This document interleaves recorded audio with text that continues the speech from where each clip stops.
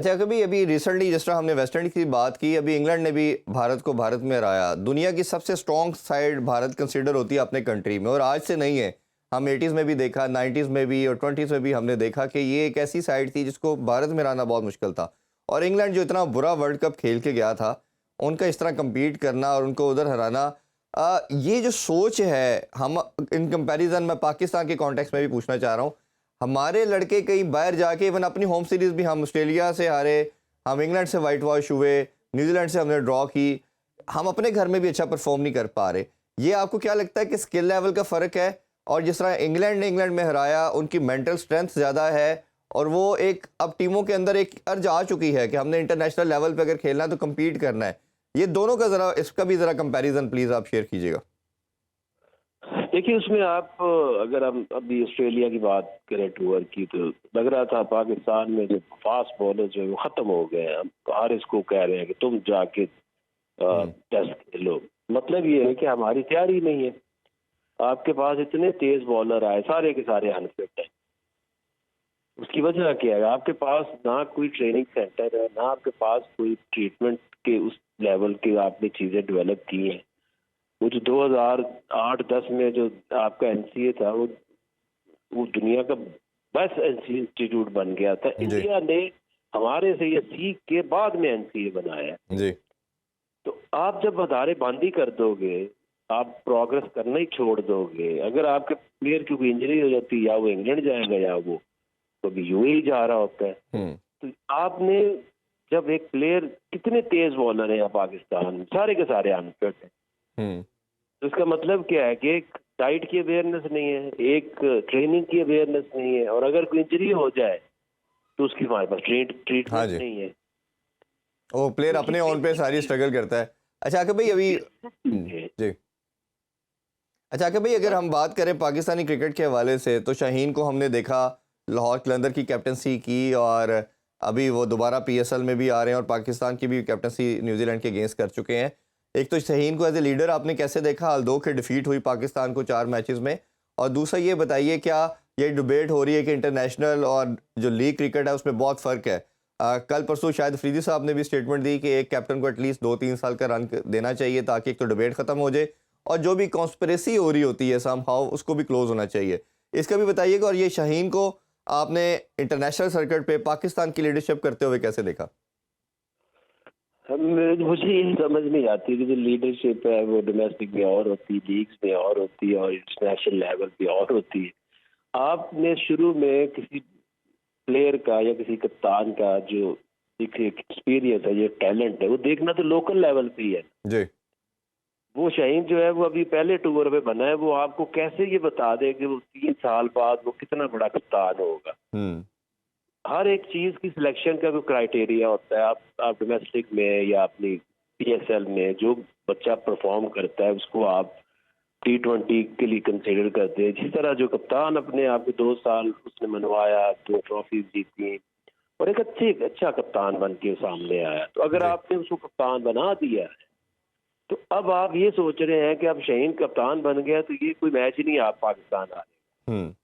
آپ کو پھر اس کپتان کو دیکھنا ہوتا ہے کہ آپ نے ایک کپتان کو جب بناتے ہیں تو پھر اس کے آپ کے ذہن میں کچھ ہوتا ہے تو اس کو بناتے ہیں. جی ایسے ہی آپ کو کم از کم کوئی 3 سال کا رن دیں گے تو ہی ایک اچھا کپتان جو ہے وہ اچھی ٹیم بنا سکے گا. اور یہ ہر ایک چیز میں ہونا چاہیے. غلطی کہاں پہ ہوتی ہے؟ جب آپ کے پاس ایکسپیرینس نہیں ہوتا اور آپ لوگوں کو کوچ لگا دیتے ہیں، ڈائریکٹر لگا دیتے ہیں. آپ نے ایکسپیریمنٹ حفیظ سے کیا جس نے نہ کبھی زندگی میں کوچنگ کی، نہ کبھی زندگی میں کوئی کورس کیا، نہ کبھی کسی سٹیج کے اوپر مینجمنٹ رول میں کام کیا. تو یہ مصباح کے ساتھ بھی ایکسپیریمنٹ کر چکے تھے 2000 اس کو بھی کیا تو 19 میں وقار کے ساتھ. جی یہ کبھی یہ کامیاب نہیں ہو سکتا. یہ ان کو یہ مذاق نہ بند کرنا ہوگا. جو پروفیشنل لوگ ہیں جن کے کسی کو نوکری پہ رکھتے ہیں تو کم از کم اس کو یہ تو دیکھتے ہیں کہ آپ نے یہ جو جاب لے رہے ہیں اس میں آج تک کبھی کام بھی کیا یا آپ کی کوالیفیکیشن بھی ہے یا نہیں ہے. ٹرو بالکل. اچھا تو آپ نے جیسے میں نے پوچھا کہ سیکنڈ آپ نے کیسا لگا آپ کی ان کو کیپٹنسی نیوزی لینڈ میں کی؟ اوبیسلی ٹیم تو ہاری، بٹ آپ کو لگا کہ یہ اسٹرینتھ ان میں ہے اور یہ پاکستان کو لمبا ایز اے کیپٹن رن کر سکتے ہیں؟ دیکھیے کپتان جو ہے وہ ایک تو اس کی اپنی پرفارمنس جو ہے وہ effective who. He should led by himself with the performance. اور دوسرا یہ کہ جو پرفارمر ہوتا ہے اس کی ایک ٹیم کے اندر رسپیکٹ بھی ہوتی ہے. اب یہ کہہ دینا کہ 4-5 میچوں میں وہ کیسے لگے. دیکھیں آپ کی ٹیم نے نہ پرفارم کیا اس طرح سے, جو کمبینیشن بننے میں ٹائم لگتا ہے. ایک جو میں ہمیشہ سے بھی بات کرتا جا رہا ہوں کہ آپ کی جو سلیکشنز ہیں, جب آپ اس کے اوپر اب میرٹ ختم کر دیں گے نا کسی بھی چیز کے اندر, جی, تو آپ کی پرفارمنس جو ہے وہ ڈکلائن ہوگی. ہم فٹنس کو کمپرومائز کرتے ہیں, ہم ریسنٹ فارم یا پرفارمنس کو ہم کنسیڈر نہیں کرتے. ہم ہر 6 مہینے بعد ایک نیا چیف سلیکٹر لے آتے ہیں جو اپنا ایک گروپ لے آتا ہے, دوسرا آتا ہے وہ اپنی پریفرنس میں چلا جاتا ہے. تو جب آپ اپنے ساری جو ٹک ہیں پازیٹیوز, لائک ایک کلچر ایسا بنائے جس میں فٹنس کے اوپر کمپرومائز نہ ہو, ایک پرفارمنس بیس کے اوپر آپ نے پلیئرز کو لانا ہے, سلیکٹرز کو لانا ہے, کوچز کو لانا ہے. میرٹ ختم کر دیں گے کسی بھی ایک چیز میں تو آپ کو پرفارمنس جو ہے وہ کہیں نظر نہیں آئے گی. بالکل ایسا ہی ہے. اچھا آگے بھائی, اوبیسلی فروری کا منتھ سٹارٹ ہو چکا ہے اور پی ایس ایل آنے کو ہے, پاکستان کا سب سے بڑا برانڈ, سب سے بڑی کموڈٹی.